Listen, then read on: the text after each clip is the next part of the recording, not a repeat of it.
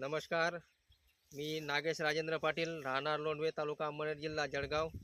Mobile number 9850332506.